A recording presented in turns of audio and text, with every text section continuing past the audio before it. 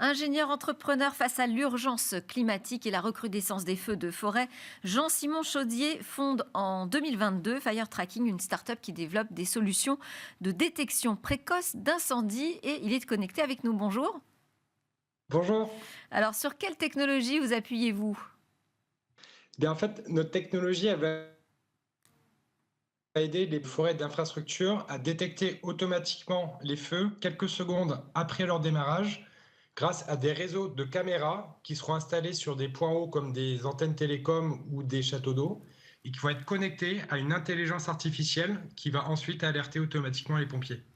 Quand vous parlez de caméras, ce sont quoi? Des caméras thermiques? Non, ce sont des caméras visuelles, tout D'accord. simples, et qui fonctionnent bien mieux d'ailleurs que la thermique et qui sont bien moins chères. Ah, ok. Et donc ces caméras filment par exemple une parcelle de forêt. Et à partir de l'analyse de ces images, il y a une analyse qui est faite en fait algorithmique, c'est ça?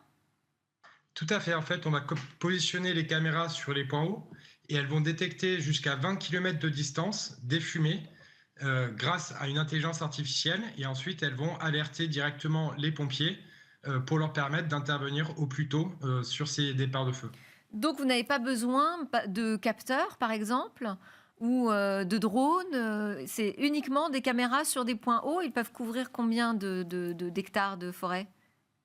Bien, par exemple, on a déployé en Indre-et-Loire où avec 12 points hauts qui vont surveiller à 360 degrés et donc jusqu'à 20 kilomètres de distance, on va surveiller la quasi-totalité du département et ça représente plus de 1000 kilomètres carrés de massifs forestiers.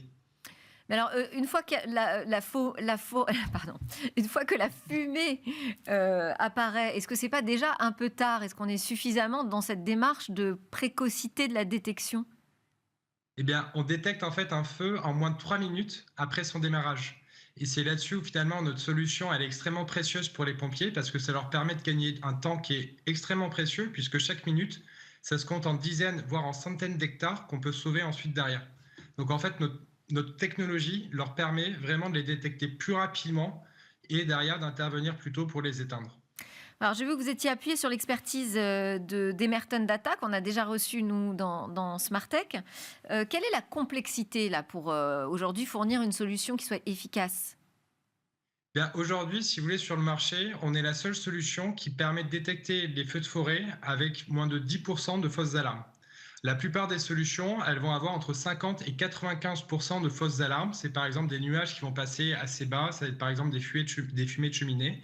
Et ces solutions, elles vont imposer d'avoir un superviseur dédié 24 heures sur 24, 7 jours sur 7, simplement pour pouvoir chercher une aiguille dans une botte de foin et réussir à précisément identifier les bons départs de feu. Donc ça, aujourd'hui, ça ne fonctionne pas vraiment.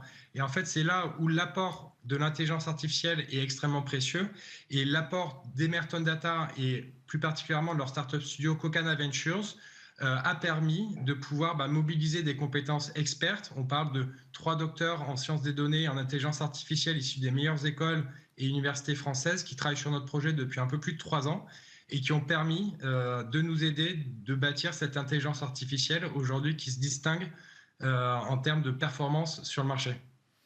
Et ça vient donc en complément d'autres solutions technologiques, parce qu'on a entendu parler de constellations de nanosatellites pour être connectés à des capteurs directement dans les forêts. Je vous ai parlé de caméras thermiques, de drones. Vous venez en complément ou c'est vraiment une technologie de remplacement?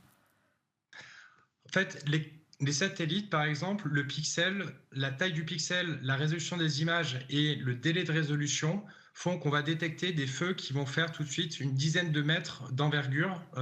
Et donc, on n'est pas forcément sur Ah, des je parle départs pas de feu de... à Pardon, détection précoce. j'étais pas claire, je parlais pas de vision satellite, hein. Je parlais de satellites simplement pour récupérer les données des capteurs qui sont, eux, dans les Ah, forêts en d'accord. bas, d'ailleurs beaucoup plus bas sur les troncs. Oui, donc il y a effectivement un ensemble de solutions aujourd'hui qui permettent de faire la détection. Et par exemple, en complément des caméras, aujourd'hui, on va intégrer également des capteurs, en particulier dans des zones qui sont parfois masquées dans le champ de vision des caméras, parce qu'elles sont par exemple derrière une montagne, etc. Et on va installer des capteurs, mais en fait, ça va plutôt être sur des zones de petite envergure, parce qu'un capteur a une très faible portée de détection et impose un maillage assez conséquent. Donc en fait, c'est des solutions qui sont complémentaires aux caméras, mais aujourd'hui, la solution qui est privilégiée sur laquelle voilà, il y a la plus de profondeur de marché, c'est l'utilisation des caméras, notamment parce qu'elle peut détecter sur de très longues distances et aussi parce qu'elle va permettre aux pompiers de réaliser ce qu'on appelle une levée de doute, c'est-à-dire lorsqu'on a une détection, pouvoir bénéficier de la caméra, d'un zoom optique par exemple x40 pour pouvoir directement analyser le feu à distance, le confirmer et préparer au mieux les moyens. Lorsqu'on est simplement sur des capteurs, on est un peu à l'aveugle tant qu'on n'a pas pu envoyer des équipes sur le terrain. Ouais. Bah, merci beaucoup pour toutes ces explications.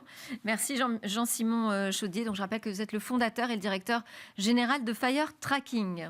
À suivre, on Merci beaucoup. continue de parler d'intelligence artificielle puisque c'est notre grand rendez-vous sur l'actu de l'IA.